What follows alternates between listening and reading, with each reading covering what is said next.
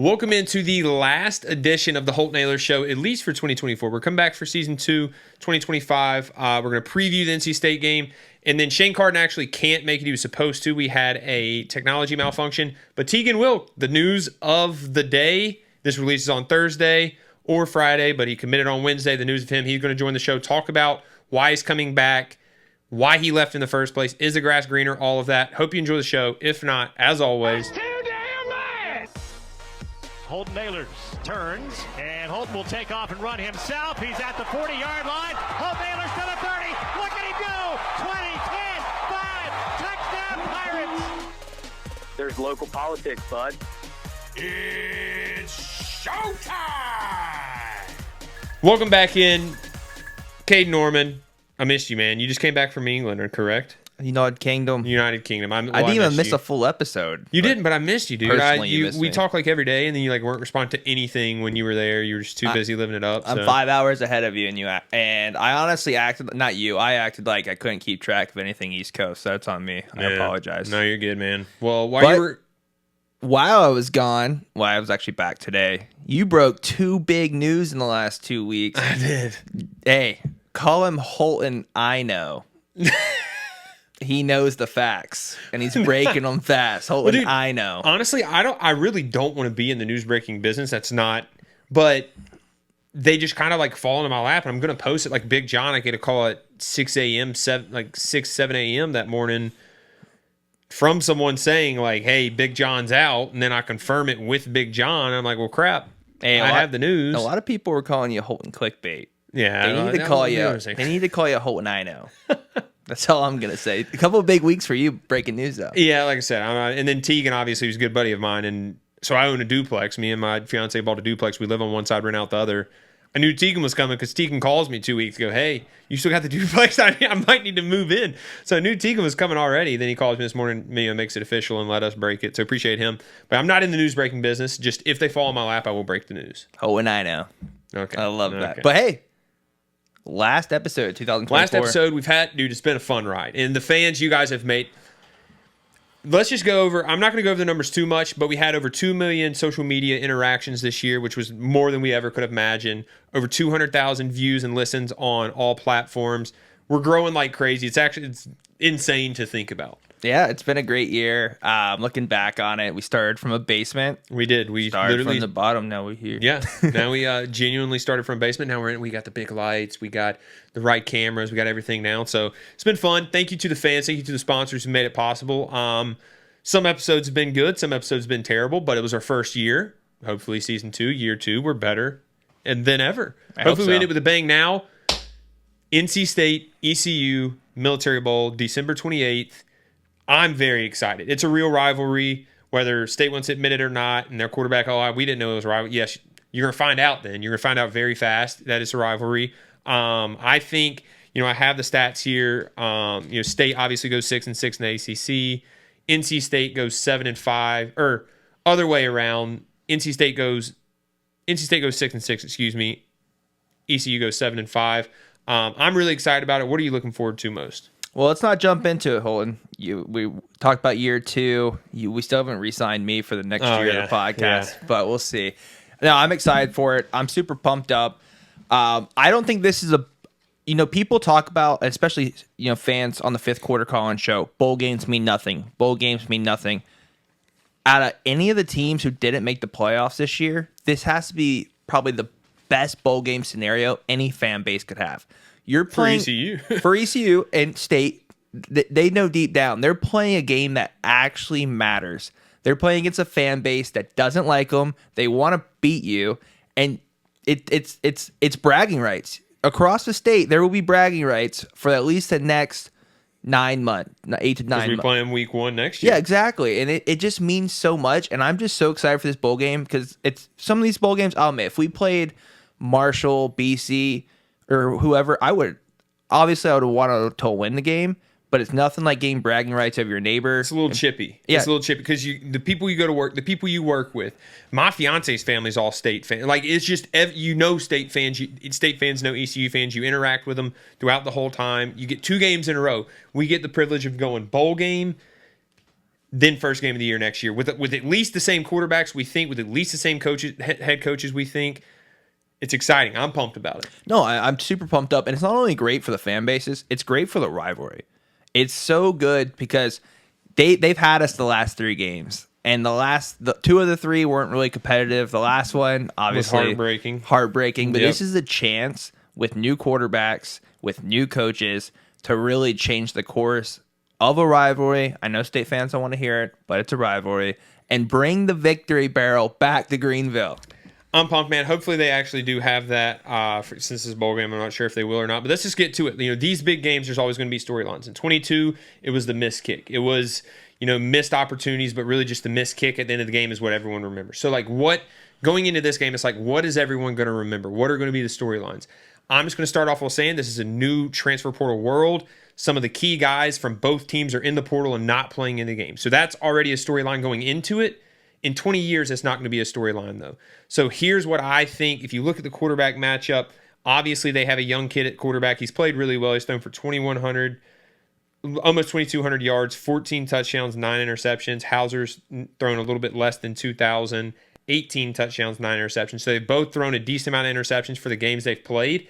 So I would expect that, but it's going to be a big moment for both of them. I think could be a bigger moment for the NC State quarterback Bailey because of this. He's missing his top receiver. Casey Concepcion's in the portal. He's clearly been their best player when he's played the last 2 years. He's still a young guy, but has played really, really well.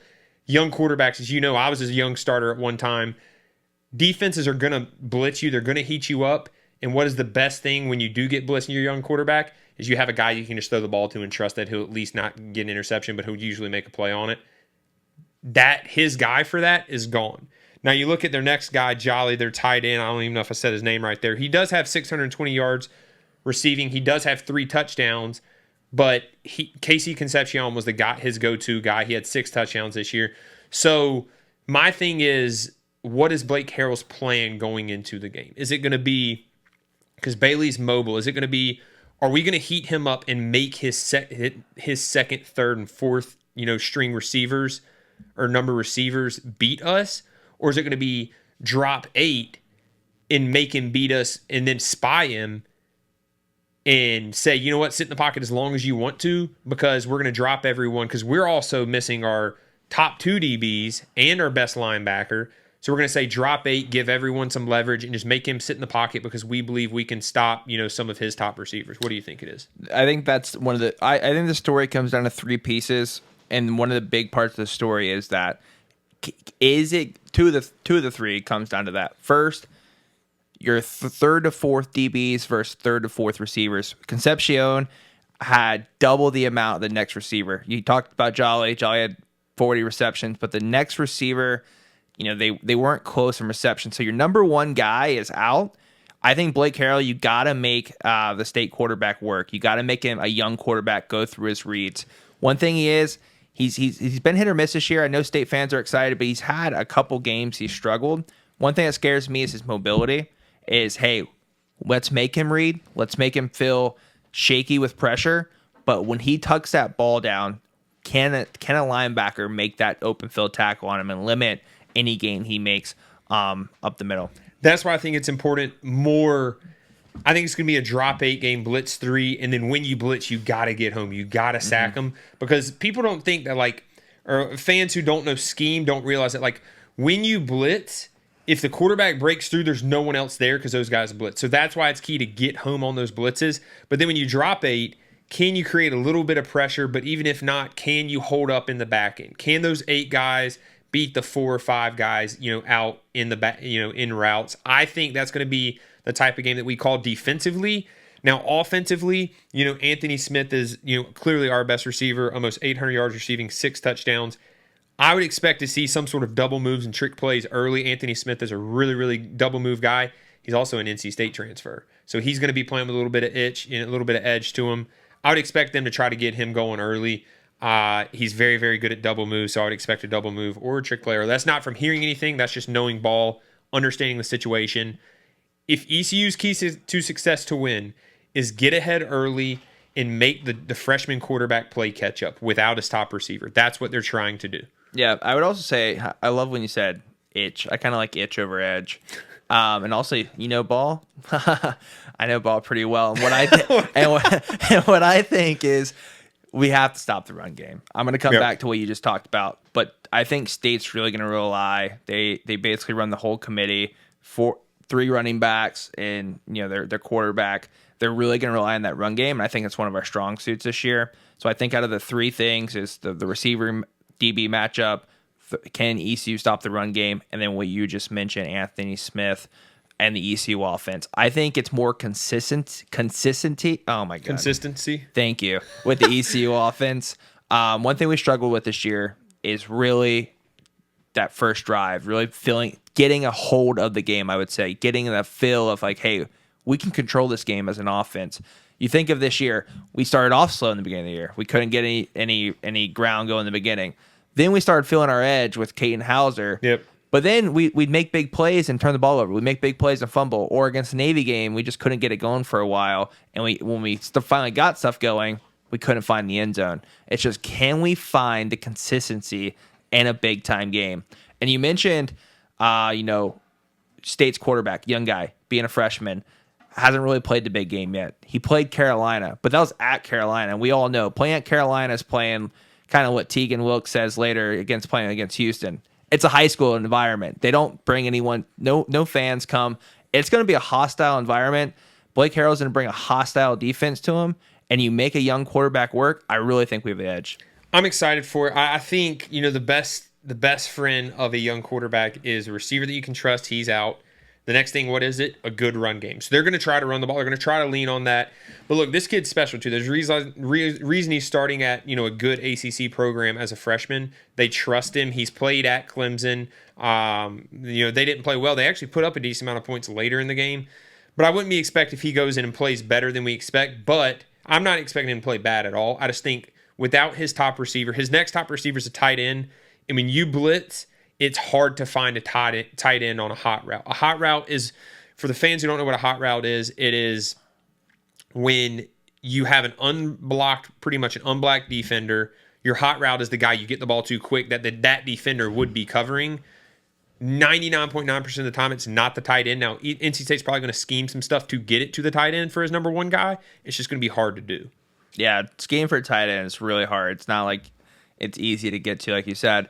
I think it's going to be an interior game. Can the strong part of the ECU defense, that interior, hand up? Can they stand up like have all year, minus the Charlotte game? Let's just roll that one out. But can we stand up and make the quarterback work, but stop them when they rely on that run game? I'm excited. We're going to be there. We are, dude. I'm pumped. I'm very excited. You talk about big games. Let me go to the stats real quick. This is the biggest game of ECU's season, 1,000%. I will say that. Let's talk about how the teams have done in big games. So versus 7 and 5 teams or better, combined the records of both teams is 1-8. When with NC State beating Northern Iowa, who went 7 and 5, minus Northern Iowa, 0-7 versus Northern Illinois. Northern Illinois. I apologize. Take them away from NC State, which they should have won that game, but Northern Illinois did beat Notre Dame. Then 0-7. With teams 6 and 6 and better combined, they went 5 and 8. ECU beat UTSA, who went 6 and 6, and North Texas, who went 6 and 6. NC State beat Cal, who went 6 and 6, and UNC, who went 6 and 6. Combined winning record, they lost to Clemson, Tennessee, Syracuse, Duke, and Georgia Tech. We lost to Liberty, Army, and Navy with winning records. So big games have not been good.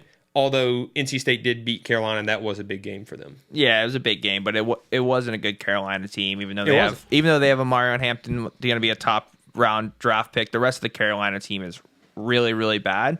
And what I love is it's ECU's chance to reshape this rivalry, because for a state football team, they're down this year. They're down, yes. And it's our chance to really, I think, legitly reshape what's happened the last 3 matchups and possibly go 2-0. And this game, win this game and the next game. And even better, it's a chance for ECU to go 8-4 from a 2-10 season 8-5, thank you. From a 2-10 season last year. Huge turnaround. And then give NC State a losing season. there's also going to be transfers with their eyes on this game. 100% there's going to be transfers with eyes on this game. You go out there and win and beat an ACC school that you're playing the next year, week 1. There's a good crowd. There's going to be a lot of eyes on this game. It's a good opportunity really for both schools. But being in the American where there's not that many bigger schools anymore, where you have packed crowds other than like Dowdy Ficklin, and we don't even pack it out, not hating on it, but I'm just saying like it's going to be a packed house with a lot of eyes. It's going to be important for us to go out there and play well because it's transfer portal time. If we want to go get those guys, there's going to be eyes on that game a lot more than a typical bowl game. Yeah, one thing I'll say is I totally understand the time of year it is and the holidays and everything, and it's tight out there. But if you can make it to Annapolis, as an ECU fan, I don't see why you don't. If you can make it and you can afford it, you should be there. One thing I want to see, outside of a good competitive game from ECU and winning the game, and hopefully winning significantly, I would love that. It'd be a freaking Christmas miracle, is having more fans and just being rowdier than NC State. Because like you mentioned, recruits are going to have their eyes all over this game. It's going to be probably one of the most packed out bowl games there is. Yeah. I really think it will be if both fan bases show up. But to just be rowdier and just show up more than NC State would be huge. And if you throw a fist and you hit an NC State fan in the jaw, I'm there behind you. I'll back you up. Just don't sue the whole name of the show. But just show out. If you can be there, please go and be as loud as possible. Yeah. What is your biggest worry if you're an ECU fan? Biggest worry is stopping the mobility of their quarterback, and then of course ECU struggled historically DB wise. Besides Ravel, is you have three, 4-man wide, third man on the wide receiver roster, fourth man on the wide receiver roster versus third man, fourth man on the DB roster. It's just somehow they throw the ball up and they start connecting. And that can go either way, because I think that's a strong suit for us on our side, because we have the experience with the receivers and the quarterbacks. But I'm scared, can those third and fourth DBs match up well to NC State's third and fourth receivers? And my worry would be if you look at the games without Zakai Barker, we played not good at all, and obviously he's in the transfer portal, not here anymore. So we got to figure out life after him. Just like when Siobhan left, like you have to figure out life after Zakai Barker. He was a leader. He was a guy with the helmet on. Now he got the targeting call. He was hurt a couple games this year. So like we've played with him without him games this year, but we didn't play well. So that would be a fear of mine. But I think we have the edge offensively to where if you do get in the lead, if you do take the lead, then the edge goes to us. And I think, we just have to get to that point where we put the pressure on them, that they realize, you know what, like their quarterback coming out saying, I didn't know it was a rivalry. I learned now it's a rivalry. Teach him it's a rivalry. Go out there. You're up by 14 points. If you're ECU and you're down, if you're State by 14 points, he's going to realize real quick it's a rivalry. And you sack him, and then you teabag him. Yeah. Then you know it's a rivalry, and you say, what's up? But seriously, like, if you just punch him in the mouth, and these kids are like, oh, crap, like, this really is, and their fans are electric, they pack this, like, that's the type of game you want if you're ECU. To take a lead quick, punch him in the mouth, and then shock him enough and put it on their freshman quarterback to go out there without his number one receiver and to bring them back into the game. Now, I'm not saying he can't bring them back into the game. I actually think he's a really good quarterback. It's just hard to, when you're a freshman, your number one receiver's out, to do that. No, 100%. And I just want to go. I just want to go to every State fan. It's been 8 years since we've been able to go up and say, gotcha. And if it pains me that we didn't get him my senior. Dude, I think about that every day. It pains me. The best kick. Yeah, don't even bring that up or mention names. Yeah. But it's been a full year. Before Teagan jumps on, I know he's about to jump on. What was your favorite part of this year's show? With the show, yeah, okay, that's kind of our. Yeah, I think it's predictions real quick. Okay. I think ECU pulls it off. It's going to be a tight one. I think we take a lead early. State bounces back, takes the lead. Rajay Harris scores with 1:32 left in the game. State drives down. Instead of kicking the field goal to win the game, they go for it, don't get it, we win the game. Wow. I have two predictions. You can only have one. No, I have two. My actual prediction is a 3-point game. Either way, it's going to come down to a field goal. I really believe it is. I think we redeem ourselves on the field goal. It's going to be a 3-point game. It's going to be a 3-point game. My fan prediction is we come out hungry. Let me say that again. We come out hungry, and we get after them. We get after them so much, and we let the quarterback know it's a rivalry game. And guess what else we do? What? We put up 70 on them. But now that'd be awesome. I think it's a 3-point game. So you're saying they're going to put up 67? My actual legit opinion. The over-under is 144 is what you're saying? What I would love to happen was a second, but I really think it's going to be a 3-point game. Yeah. I'm excited. It's best case scenario if you're an ECU fan. We're pumped to go. Hopefully we see some of the people have already been, fans have been DMing the pod, Twitter, or, our individual stuff reaching out. So we're going to link up with some people. We'll see you at the bar crawl. Probably see you at MGM. If you're going to be there, hit us up. We would love to play a little craps with you guys. But getting to this year, nothing would be better than just a huge. If you like to gamble, I know some people don't like to do that, but nothing would be better than just a whole ECU craps table. That would be Holton Naylor Show. Holton Naylor Show / craps ECU table. craps table. There you go. Join us. DM us Friday. MGM. Favorite part of the year? I just think growing the podcast. So we just talked about some of the numbers. Like when we first started this, like we literally started in a basement. We literally started with like an idea. And to see it come to fruition for the most part, like things is what we have now, what we envisioned at the beginning of the year. No, it's probably better in a lot of aspects. It's different in a lot of aspects, but like just growing and actually interacting with the fans. Like, have we been wrong sometimes in some of the things we've tried or some of the things we've said? Like, yeah, like we'll admit that, but we're always going to be true and say what we think. And that's why we started this podcast, was to like, we've always kind of had to, keep it in, and now we're not keeping it in. And some people like that. Some people don't. Guess what? Only, the good ones have haters. So if we have haters, it's okay with me. I've literally had them. We were in the group chat the other day, and I told someone said something on Twitter or something. I was like, yeah, I've literally had haters since I was 12 years old. And Drew Daughter was like, dude, I don't know how you do it. I'm like, it does not bother me at all. But I've just enjoyed interacting with people and having players on, like having Teagan on, we were about to have on here in a second, just having genuine conversations with like ECU legends has just been amazing to me. And then having a fan base where like that actually enjoys listening. Like I said, we had over 200,000 views or listens this year on all the podcast channels, 2 million social media interactions. Like it's been a big year. Excited for season 2. Yeah, I'm excited. What I like this year is being a chance to continue my Nepo friendship. You carry me along with you everywhere you go. Explain what that means. You had to explain that to me when you said So, you know what a Nepo kid is? No, I don't. Okay, let's say like Paris Hilton. That's a bad example, but I was born rich. Yeah. And because I was born rich, my parents give me like their business, or I'm successful because my parents were successful. Yeah. So I'm a Nepo friend. Holton is my friend. So he brings me on the show, and I have success, and I get to do cool things as Holton's my friend. So I appreciate you for my Nepo friendship. Let me just get that out first.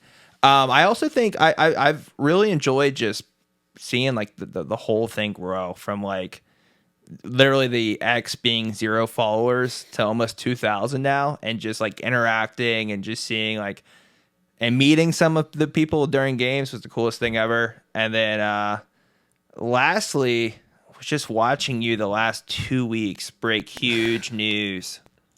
Holton, I know, but I'm excited for season 2, year 2. And if you guys give me the offer I want, you and LRB for the 5th quarter Colin show, I'll be back for year 2, but I'll announce that on X coming up in the next few weeks if I'll be back or not. Or maybe I do, because I know. I'll probably be back. All right, and we want to give a shout out, first of all, to our sponsors, Anson Belt. Make sure you go to ansonbelt.com for over 10,000 combination of micro-adjustable holeless belts. Caden, Christmas season's here. If you haven't ordered your Christmas, you're probably late already. But every person literally who ever has put on an Anson belt, they have over 30,000 5-star reviews. Some of those are us. We love them. I mean, once you put on an Anson belt, you're not going to wear anything else.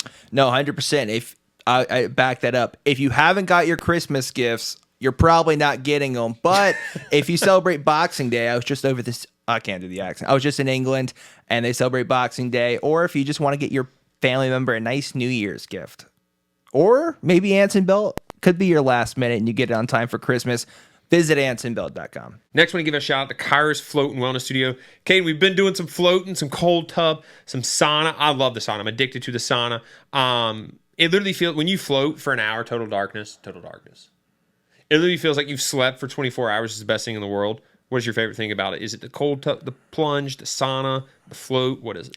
I think it's rejuvenating my entire body. I used to make fun of you and make fun of a lot of guys when they said, hey, I go to the sauna. Hey, I cold tub. Hey, I hot tub. Hey, I float naked and a darkness. But let me tell you, I've never felt better until after doing that. And all the making fun of, all the joking, let's put that aside. There's nothing better you can do to your body than cold plunge, hot tub, sauna, and float in darkness. It's the best thing you could do. They don't have a hot tub. Kaiden's just over here ripping off. Well, the hot tub. I went to a sauna recently that did have a hot tub. Not here, obviously not Kairos, but it was in Hawaii when I was on a trip in Hawaii, and I threw that in there by This guy accident. visits the whole world. Shout out Kairos Float and Wellness Studio, 2800 East 10th Street. Appreciate you for supporting the pod. And now let's welcome in the Anson Belt guest. Teagan, you have some Anson Belts, right? Welcome to the show, brother. Yeah, I got a grip Anson Belts. I love them. Let's go, dude. Big news came out. Thank you for letting us break it. You're going to be an ECU Pirate again. So how does it feel? I know you were pumped about it. We've been talking about it for feels like a month now, but glad everything kind of finally fell into place. We're going to dive into it. But first of all, how's it feel to be back to being a Pirate? Yeah, I mean, honestly, it's one of the best feelings ever. Like, I feel so much relief off of me, and I know my family feels a lot of relief off of them as well.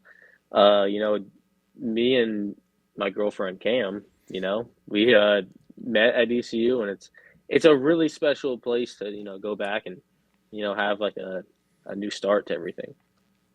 It's weird because I didn't host you. I think Ro hosted you on your visit, but I remember you like coming on the visit, and now you're back. We've been boys for a while now, so we're excited. I mean, dude, I can't express how much I love ECU, and obviously I really appreciate y'all having me on here and breaking the news.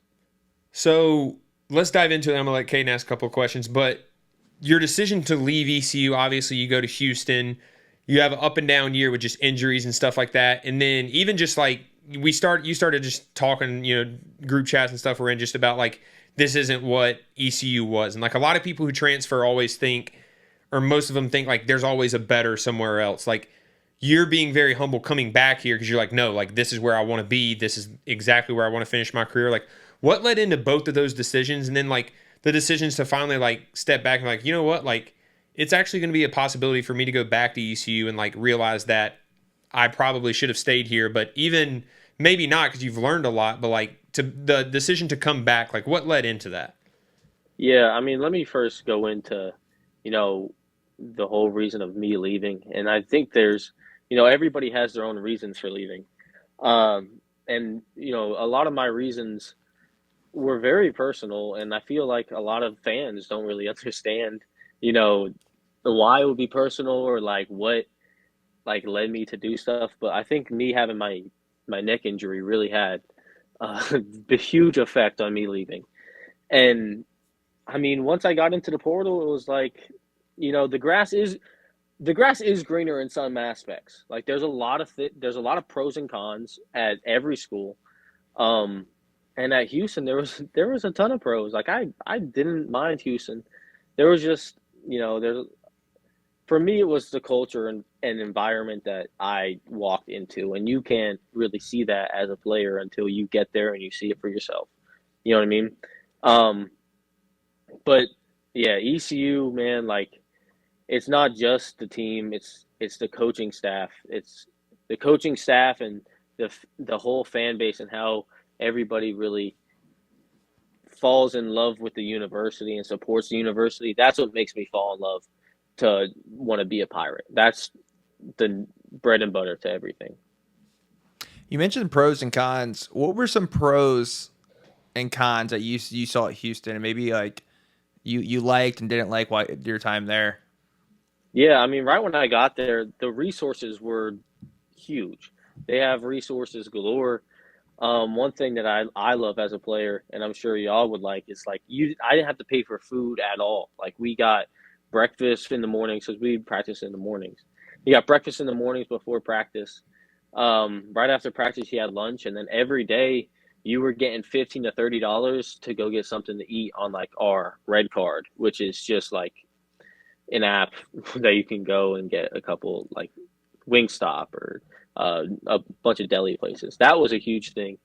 Con-wise, there's you being a huge city, nobody really cares about college football like that. I mean, there's obviously a bunch of places where you're in a big city and they care about football, but like if you're not winning, it's nobody really cares. You have the Texans and you have the Astros, you have the Rockets. That's who everybody cared about. Nobody really showed up for games. Nobody really bought into the university like that. And as a player, you want people to buy into you, and you want to build up your brand, and you want to, show the world kind of you. And I feel like it really didn't have that there. You talk about building up a brand like here. It's kind of crazy because like usually when most players transfer, fans are like, all right, forget about them. When you entered the portal, like there was already fans like come home, come home, come home, come home. And then when we tweeted today, like it's been all love. Like people are excited to have you back as a leader at ECU, which were when you were here. Like, what does that mean? And you were talking about like playing in a big city. Like I think it's vice versa. Like just talk about playing in Greenville, having fans who do care, because like everything you just said about Houston is kind of like what ECU opposite is. And it showed today when the news came out that you were coming back. So like just talk about the love that the fans have showed you and like why you're excited to come back. Yeah, I mean, I'll tell you what. Right when I first got in the portal, and even talking about it with my family, it was more of a. For me, it was more of a man. I hope it's an option. I hope it is. Like I loved it there. Like it's always something that like I had in the back of my head, and I was like, oh man, I wish it happened. And right when I got in, and everybody is hitting me up and DMing me, and like you said, just come back, please come back. Like it opened a door in my heart that I just didn't know that I really had. And it's like, you know what, I'm gonna put my pride to the side, and I'm gonna try to do what I love and what I want to do. And I'm gonna probably get bashed for it by a lot of people, and it's okay, but I think it's something that I needed to go through. God took me on my journey, and it didn't work out, and it's okay. But I hope that I can, do right by everybody else and do right by myself at this point. Yeah, I love that. Like you just don't care. Hey, come back. Let's do the right thing. It feels good to me. I guess one thing, and I don't know how much deep you can get into it, Teagan, is I played with you, Holton played with you. You're always a guy who was, you played. You were definitely a guy everyone knows cares about his teammates, and definitely a team player. I guess for the fans to understand, you mentioned you entered the portal and you had your neck injury. What was it for you? Was it personally like, hey, I want to go play at a Power 5 level, or what it really made like ECU such an awesome place? And from my experience, I think we all three can agree. What was it personally for you that made you want to see, is something greener on the other side, or maybe let me try something new? Yeah, 100%. I mean, for me, when I had my neck injury, it was like, okay, let me go see if I can get to another spot where I can stay healthy. I obviously want to play at the highest level possible. If I had, I thought I was going to end up at Oklahoma, right when I jumped in the portal, like I kind of stopped all communication with everybody else because I thought I was going to Oklahoma, and then their safety ended up coming back. But I want to play at the biggest level. Y'all would want to play at the biggest level. Everybody that plays football dreams of playing at the biggest level. So yes, that was in my head. And yes, let's let the elephant out of the room. Yeah, I want to get paid. Everybody wants to get paid. You know what I mean? Like, let's be honest here. Like, if you're going to get opportunity at your job, if you're sitting at a desk job and you're going to get paid $200,000 more, take that opportunity? Oh yeah, probably. That's where it gets sticky because a lot of knuckleheads that just only think about the cash. Like I was getting at Houston was nowhere near the amount of money that X school was offering me. So for me, it wasn't really about the money. It was about I just want to go set myself up so I can just get to the next level and be as healthy as possible. And I'm gonna be as honest with you as I possibly can. Like I was in, Coach Houston's office. I cried in his arms because I really didn't want to leave East Carolina. I just felt like it was the best thing for me to do to take care of my body. Why do you think? Let's flip the question on you. Why do you think now that like ECU is the place for you to finish your career? Obviously, you've seen a lot of things. You've been through a lot of experience.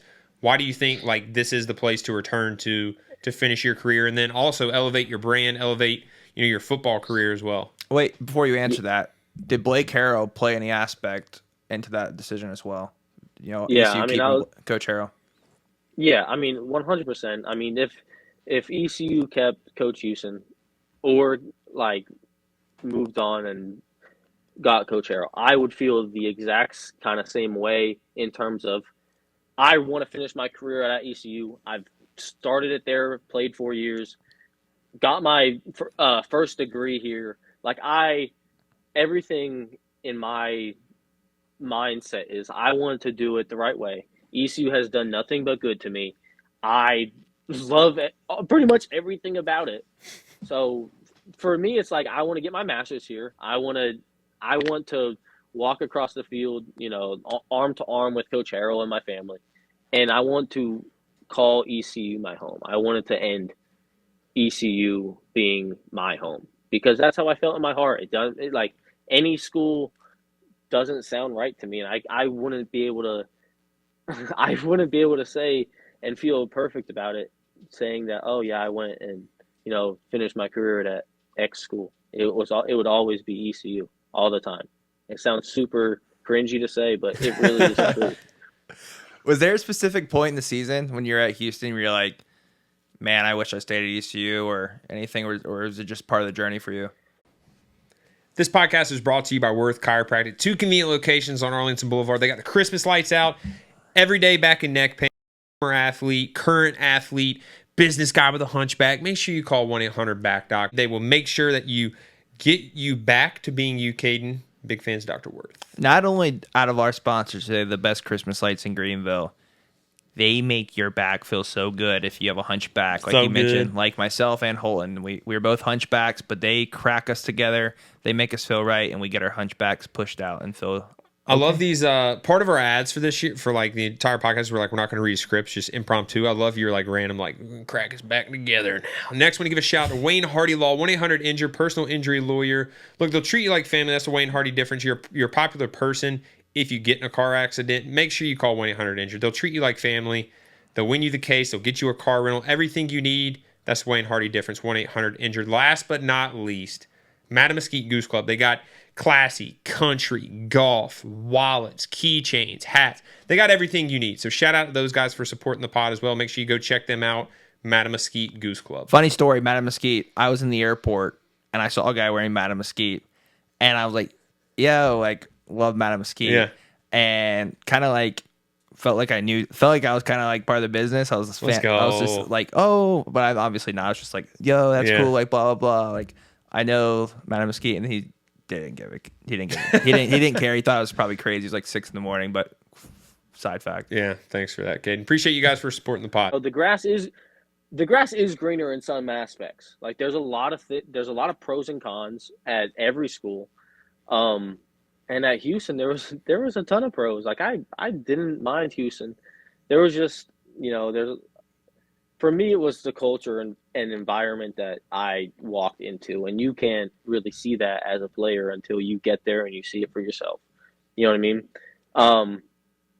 But yeah, ECU, man, it's not just the team. It's the coaching staff. It's the coaching staff and the whole fan base and how everybody really falls in love with the university and supports the university. That's what makes me fall in love to want to be a Pirate. That's the bread and butter to everything.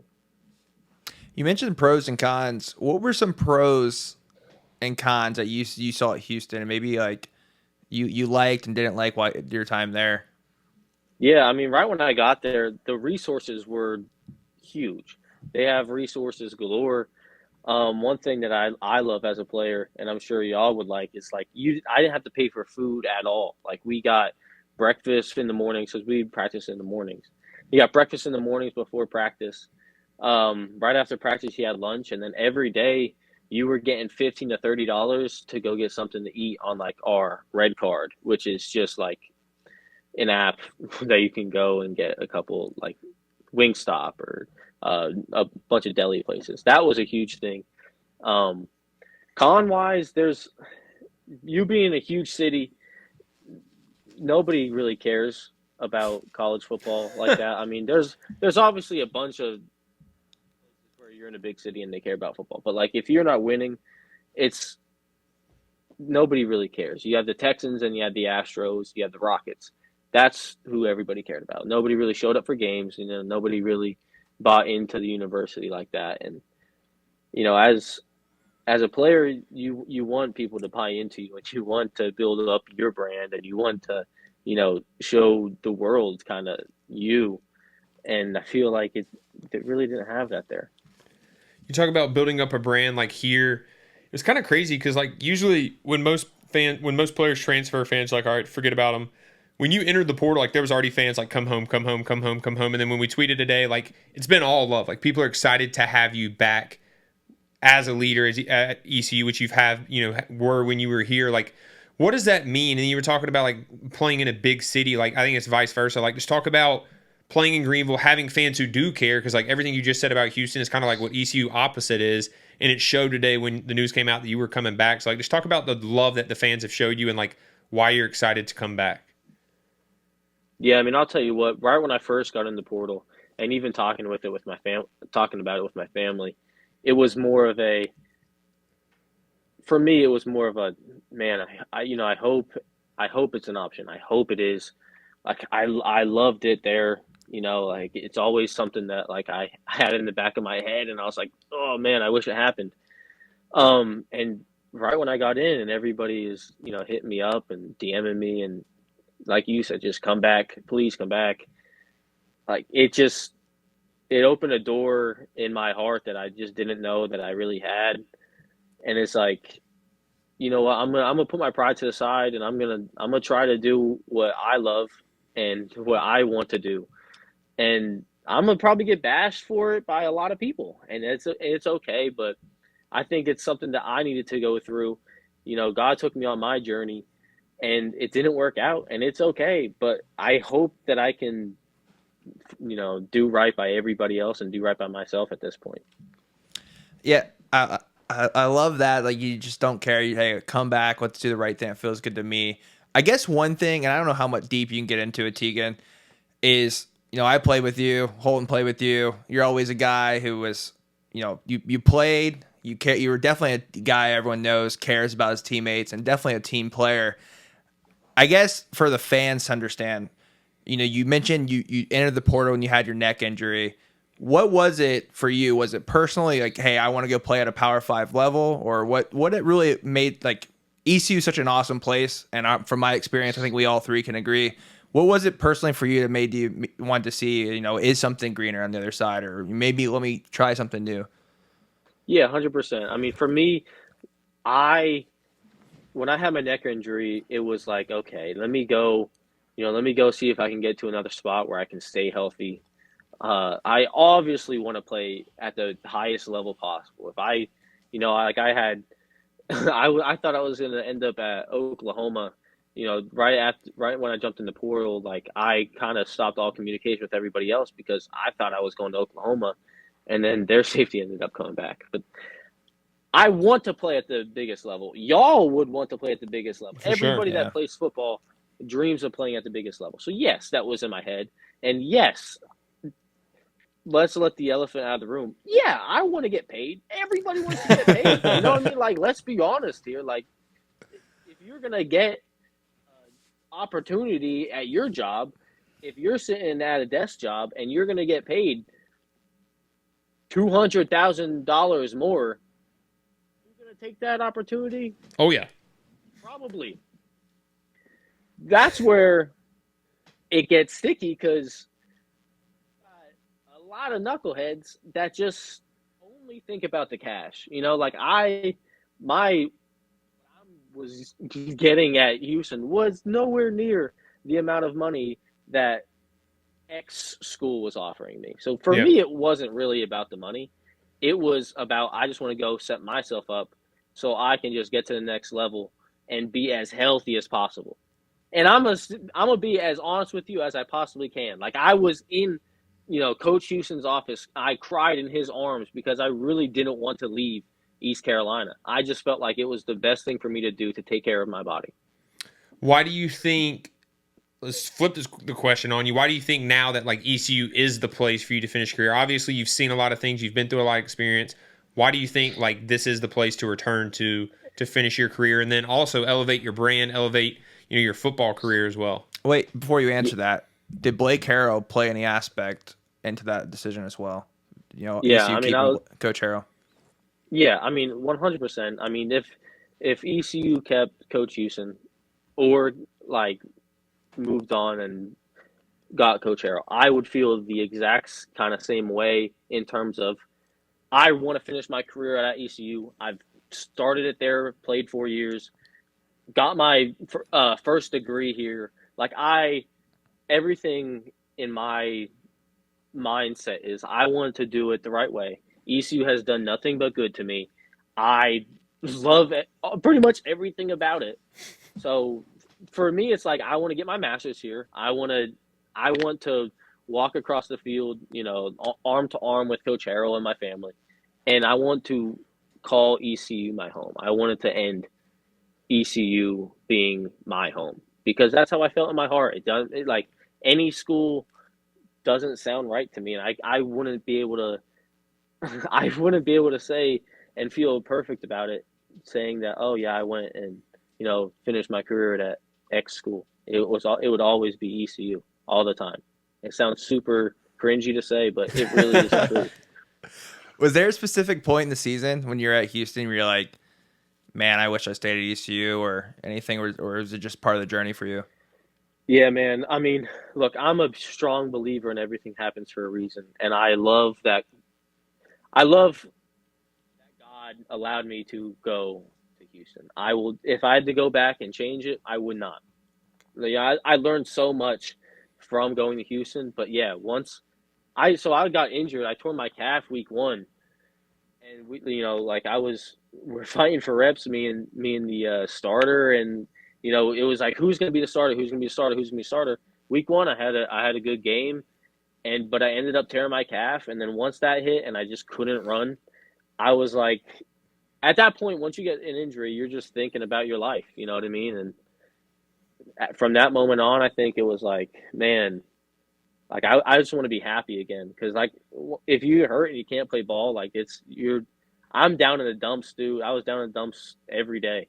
And I was like, I just want to play ball again. I want to be around the right people, and, I think Coach Harrell and, his staff that's exactly what I'm looking for. All right, we have a lot of Twitter questions. I want to ask you one more question, though, is like you coming back here, and I know we talked off air about like Coach Harrell saying he wants you to be the leader and all that, kind of like you were obviously beforehand, but like, will you be a voice to guys that next year, like there's going to be guys, and we've all been in locker rooms, and we've sometimes been the guys in the locker room where we're like, midway through the year, you're like, dude, I'm leaving. And there's always guys like that in the locker room, especially now in transfer portal with NIL, with all of that. Are you going to be the guy now that's like, dude, that's not the best decision for you? Like, stay here where you're wanted, where you're loved. You actually have it really good here. Like, do you plan on being that voice in the locker room throughout the season now that you're the older guy? And I think you're probably the first guy to ever transfer and then come back here. So, like, you have a different view than everyone. So, do you plan on kind of being that guy throughout the season? Yeah, 100%. And I'm so grateful that Coach Harrell allowed me to, come back and be that voice. I am perfect. It's a perfect, representation of what can happen. And I am going to share my opinions. Obviously, nobody's going to take my word all the time for it, but I'm going to tell my story and tell you exactly how it's going to be. I'm going to tell you my, trip at Houston. And there's a lot of kids that, took a trip to Houston and took a trip to other schools and, didn't get paid what they wanted to get paid. Like, you get lied to by coaches. You go there and you end up not playing, or you go there and get hurt like me. And then you just start rethinking about life and you aren't happy. And sometimes it's not the best fan base. Sometimes, stuff just doesn't go right. And then you're not happy at all. And that's going to happen. And I'm going to be there, man. No matter what questions there are, I will answer them to my best ability. I got many text messages, many calls that I can share that, just ECU is just a way different place than people understand, and people take it for granted, and I did as well. Yeah, for sure. All right, let's get to Twitter questions. There's 9 of these, so answer them as quick as possible. Like, not as quick as possible, but like, you don't got to go in depth like you just did with. Yeah, right. We kind of just went through a lot of these. Well, yeah, just answer them. I still want to give a shout out to these people. Atticus Ferguson says, when did he realize he may have regretted a decision to leave once he came out? To that realization, was returning to Greenville always plan A? How much did Blake Harrell being named head coach factor in decision to return? Will you read this book I just typed? I did read it, but any of those questions you want to answer real quick, then we'll get to the next one. Yeah, I never really planned on, coming back. I wanted to, 100%, but for me, it was not a necessary, a real plan. What was the first question? Because that's the one that I really wanted to hit. When did you realize you regretted your decision to leave, which you already said you didn't? I don't regret my decision. That being said, a lot of people will look into it and probably regret their decision if they don't succeed. For sure. NC Pirate 13 says, no specific question, just was the grass greener? Did you realize how good it was here? What would you tell the guys who are thinking about leaving next year? Literally, I just asked kind of experience you've had to plan on doing the voice of reason type stuff. Yeah, 100%. Grass can be greener. The grass is greener where you water it. A lot of guys look for money and only money. Grass will be greener there. It can be greener. I'm not going to say it's definitely going to be greener because the collective is very good. That being said, the grass can be greener. There's pros and cons everywhere, but it depends what you're looking for, to be honest. Real fast. Let's play hypothetical real fast, Teagan, right? Let's say I'm just like your normal player. I play daily at ECU. Gamely at ECU. I'm not a star, but I'm a decent role guy, right?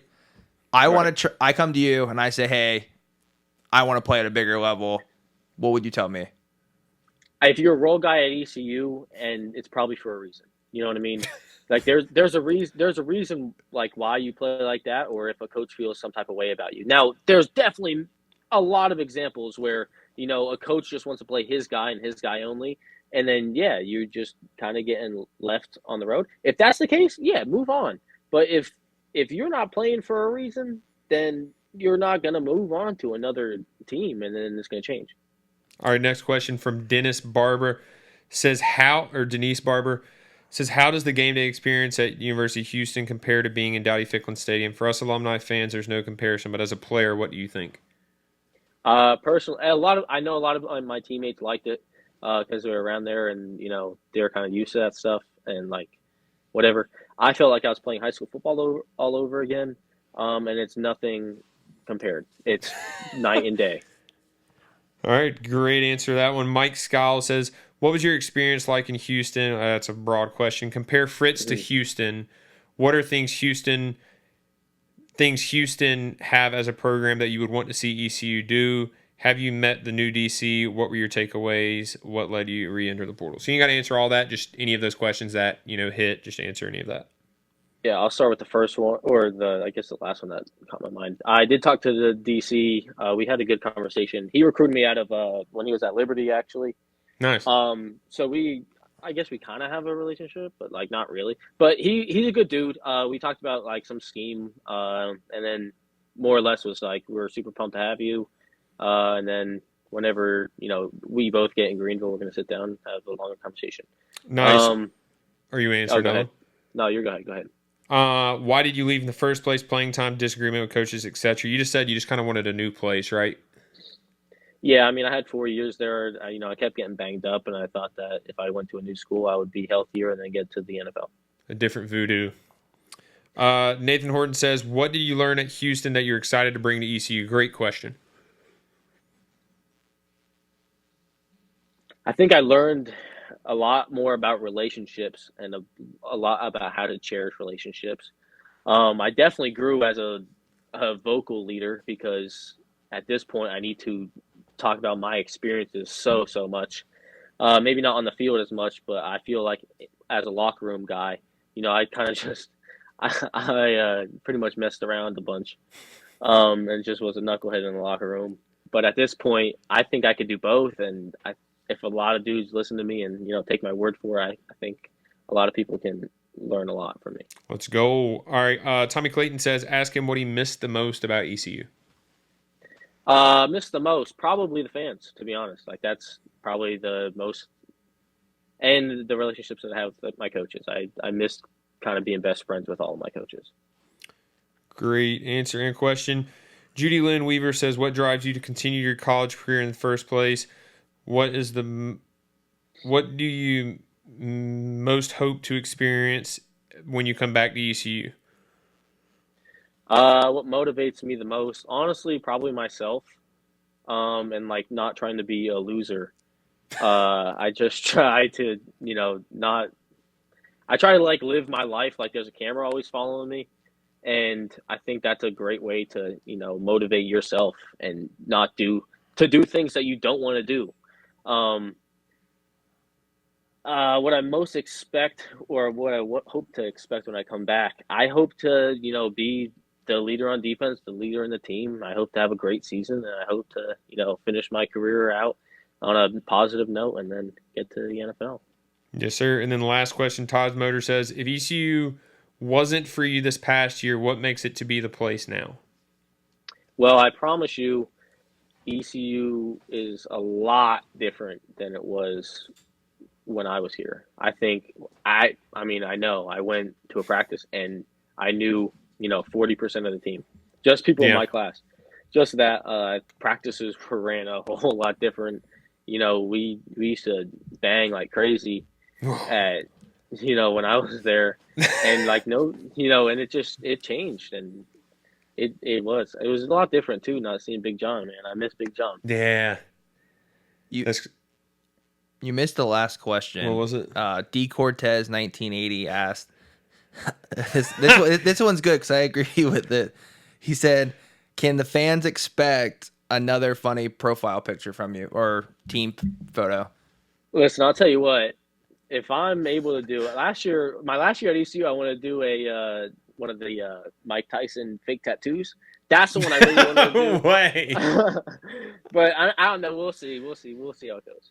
I think if this is the year to do it, I think Blake Harrell let you get away with it. I mean, maybe. Yeah. I don't know. Like, you can only do so much because it also goes on ESPN. if you had the Mike Tyson face tag in your Teagan, FYI, just for guys who work now, that picture I use on my LinkedIn. So if you want to use it on your LinkedIn on the future. Appreciate you for joining, brother. We'll get you to come and sit in January when you get here. We just want to get you on, obviously, with the news broke. Everyone's pumped about it, so we figured to get you on. So appreciate it, dude. Yeah, man. I'll see y'all. I appreciate you having me. Yes, sir. See you, brother. All right. Caiden, that is a wrap for Season 1, 2024 of the podcast. We've already said a lot of thank yous. We just want to say thank you again to our fans. Thank you to our sponsors. There's going to be some people that, Caden was a big year for us. We both got engaged. Shout out to Grace. Shout out to Haley. They have supported us this whole time. The fans have supported us along the way. Be on the lookout. Make sure you follow us at Holt Ahlers Show on X. We really, really appreciate you guys. Like, we could not do it without you guys. We wouldn't do it without you guys. Literally, like, you guys make it fun. We try to interact with you as much as possible. Any ideas that you have, tag us, message us, text us. This is the People's Podcast. We've said it from day one. We will continue to say it. This podcast is for you guys. We appreciate you from the bottom of our heart. We hope that we see you in Annapolis. We hope that we see you at the casino. We hope we see you at the bar crawl, at the tailgate, at the game, at the bars after. Like, we are out with you guys. We've already communicated with a bunch of you guys, but just thank you so much from the bottom of our hearts, Caden. Yeah, I don't even know what else to say. Thank you for everything. And I took 20 people that commented the most this year, put them in a little drawing. And Holton didn't know I did this. But random fan drawing of the year, Atticus Ferguson, congratulations, fan of the year, season 1. Random fan of the year. We've had a lot of really good. It could have been anyone. It was a random generator that I put in there. I do just want to say, like, we've had a lot of loyal fans from day one. We've had a lot of people grow with us. We've already talked about the numbers. We really, really appreciate you guys. And I also want to give a shout out to Drew and to Jack. Started with us from day one. They are still a huge part of this. We still post stuff on social media with them. they just moved away. They still want to be a part of it. So I want to give a shout out to them. Grace, thank you for producing my beautiful fiance, Caiden. Give a shout out to your fiance. We're both engaged 2024. Big year for us. I know we had to go back to back. Shout out to Haley. Thank you for letting me film late hours when Holton has technical difficulties. And then thank you to my college picks this year for helping me lead the podcast in the best college sports capper, gambler, whatever you want to call it. But I want to put that in there as well. And shout out to, Pirate Radio, LRB. It's been a great partnership. Clip. Fifth quarter's been great. Chandler. Glenn's done a lot of things behind the scenes. Shirley. Let's think. Zach, who helped us film some of the best bets videos. Jared, fifth quarter. Like, we've had a lot of people. It takes a team. Mark, thank you. Like, it takes a whole team to do this. And we are very appreciative of what we get to do. We get to be a voice for the People's Podcast. So thank you so much.